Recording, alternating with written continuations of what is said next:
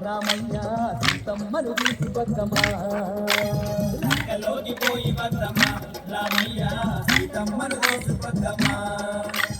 కోటి వేల కోతుల తండంత ఒక్కటైనాము పది తలల రావణుణ్ణి పాడగట్టి వద్దాము లంకలోకి పోయి వద్దమా రామయ్య సీతమ్మను తీసుకొద్దమా